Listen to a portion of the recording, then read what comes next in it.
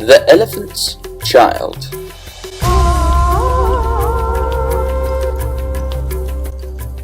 In the high and far-off times, the elephant, oh my best beloved, had no trunk. He had only a blackish, bulgy nose as big as a boot that he could wriggle about from side to side, but he couldn't pick things up with it. But there was one elephant, a new elephant, an elephant's child, who was full of satiable curiosity, and that means he asked ever so many questions. And he lived in Africa, and he filled all Africa with his satiable curiosities. He asked his tall aunt, the ostrich, why her tail feathers grew just so, and his tall aunt the ostrich spanked him with her hard claw. He asked his tall uncle the giraffe what made his skin spotty, and his tall uncle the giraffe spanked him with his hard hoof. And still he was full of satiable curiosity.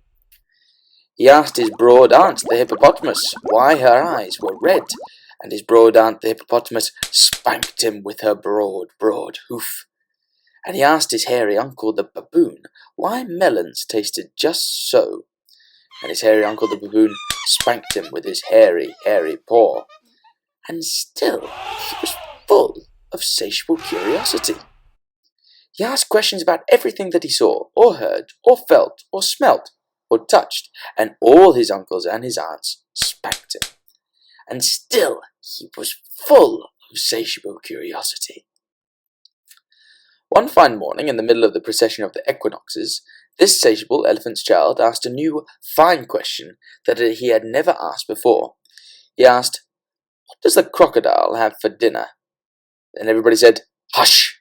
in a loud and dreadful tone, and they spanked him immediately and directly, without stopping, for a long time.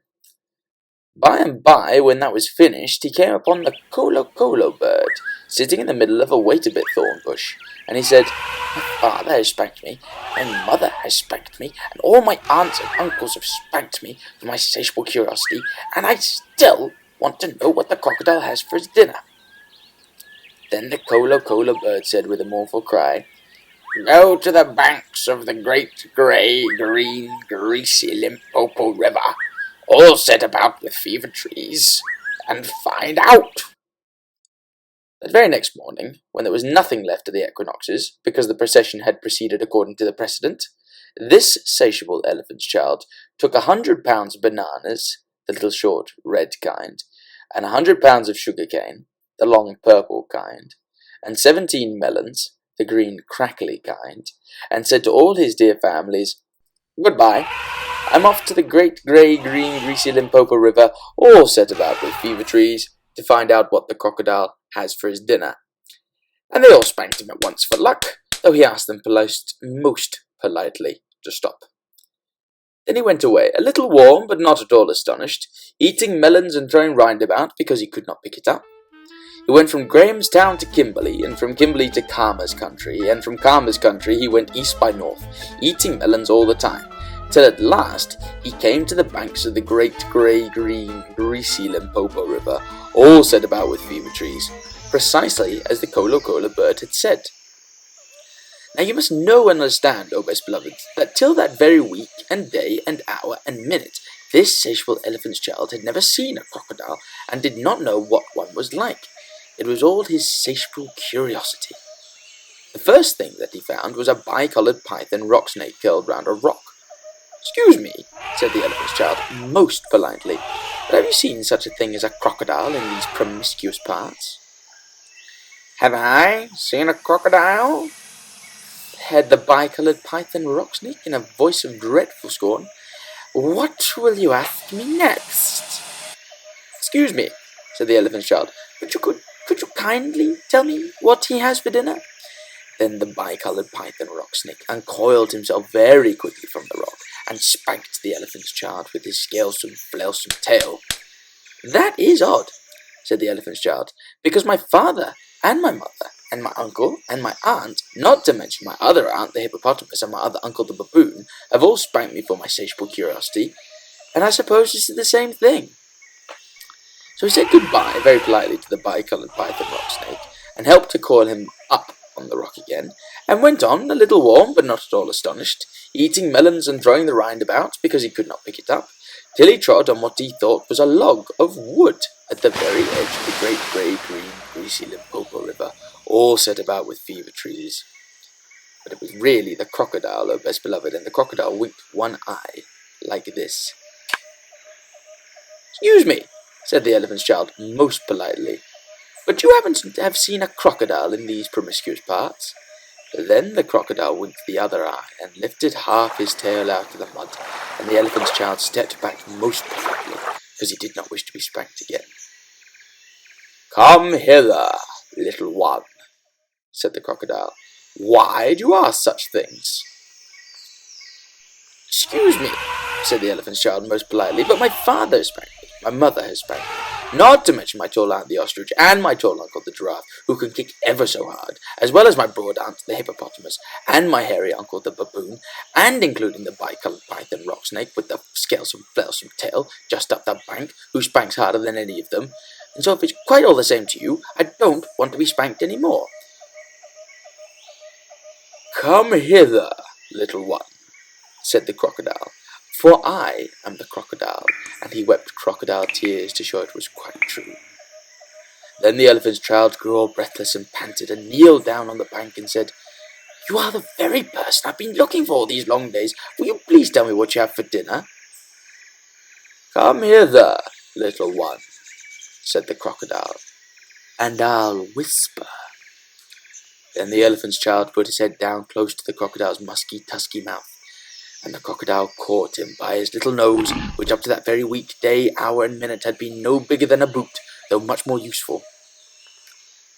"I think," said the crocodile, and he said it between his teeth like this, "I think today I will begin with elephant's child."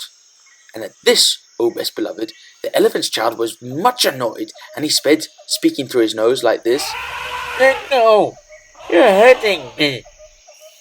Then the bicoloured python rock snake scuffled down from the bank and said, "My young friend, if you do not now, immediately and instantly, pull as hard as you ever can, it is my opinion that your acquaintance in the large pattern leather ulster," and by this he meant the crocodile, "will jerk you into yonder limpid stream before you can say Jack Robinson."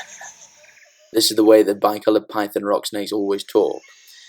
Then the elephant's child sat back on his little haunches and pulled and pulled and pulled, and his nose began to stretch.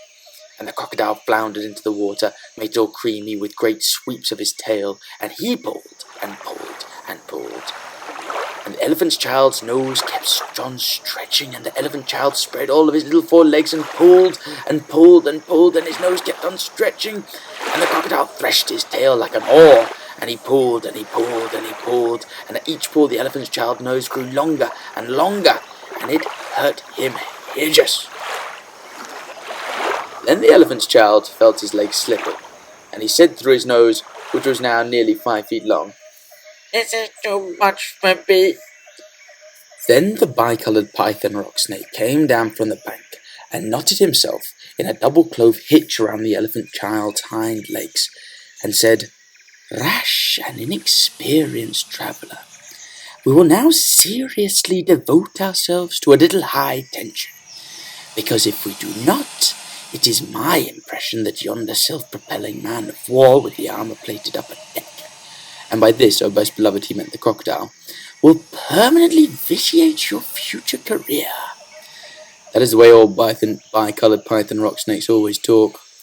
So he pulled, and the elephant's child pulled, and the crocodile pulled, but the elephant's child and the bicoloured python rock snake pulled hardest, and at last the crocodile let go of the elephant's child's nose with a plop that you could hear all up and down the Limpopo. Then the elephant's child sat down most hard and sudden, but first he was careful to say, "Thank you," to the bicoloured python rock snake, and next he was kind to his poor pulled nose and wrapped it all up in cool banana leaves and hung it in the great grey-green greasy Limpopo to cool. "What are you doing that for?" said the bicoloured python rock snake. "Excuse me," said the elephant's child, but my nose is badly out of shape and I'm waiting for it to shrink. Then you will have to wait a long time, said the bicolored python rock snake. Some people do not know what is good for them. The elephant's child sat there for 3 days waiting for his nose to shrink, but it never grew any shorter, and besides it made him squint. For, oh best beloved, you will see and understand that the crocodile had pulled it out into a really, truly trunk, same as all elephants have today. At the end of the 3rd day, a fly came and stung him on his shoulder, and before he knew what he was doing, he lifted up his trunk and hit that fly dead with the end of it. Vantage number 1, said the bicolored python rock snake. You couldn't have done that with a mere nose. Try and eat a little now. Before he thought what he was doing, the elephant's child put out his trunk and plucked a large bundle of grass, dusted it clean against his forelegs, and stuffed it into his own mouth.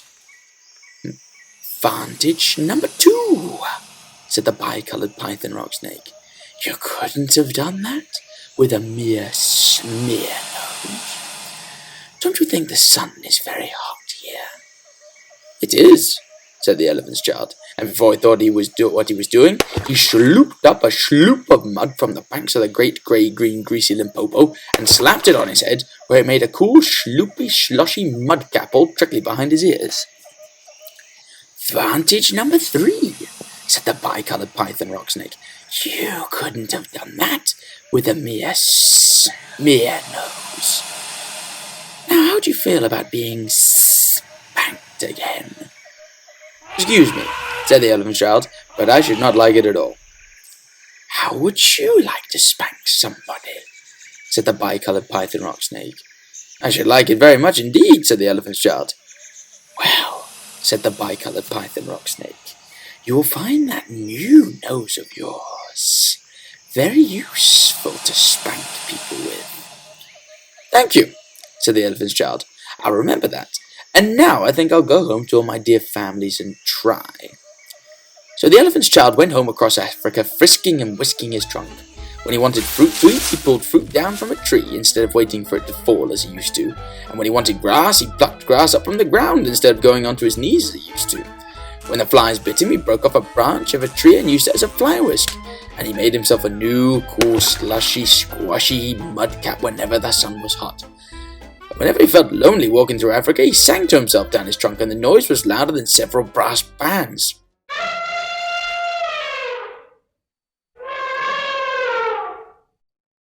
He went especially out of his way to find a brought hippopotamus. She was no relation of his, and he spanked her very hard to make sure that the bicolored python rock snake had spoken the truth about his new trunk.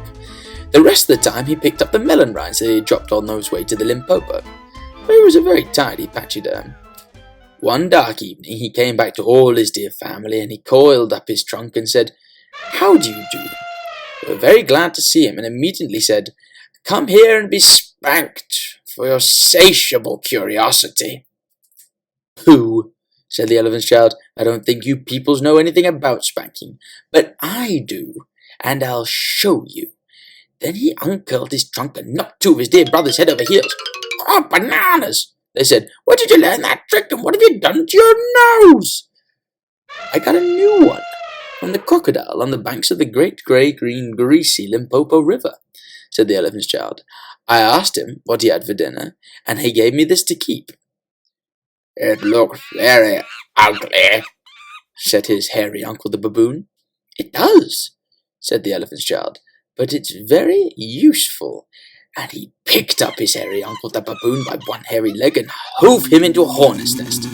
Then that bad elephant's child spanked all his dear family for a long time, till they were very warm and greatly astonished. He pulled out his tall ostrich aunt's tail feathers, and he caught up his tall uncle the giraffe by the hind leg and dragged him through a thorn bush, and he shouted at his broad aunt the hippopotamus, and blew bubbles into her ear when she was sleeping in the water after meals. But he never let anyone touch the colo bird. At last things grew so exciting that his dear families went off by one in a hurry to the banks of the great grey green greasy Limpopo River, all set about with fever trees, to borrow new noses from the crocodile. When they came back, nobody spanked anybody anymore, and ever since that day, O best beloved, all the elephants you will ever see, besides all of those that you won't, have trunks precisely like the trunk of the satiable elephant's child.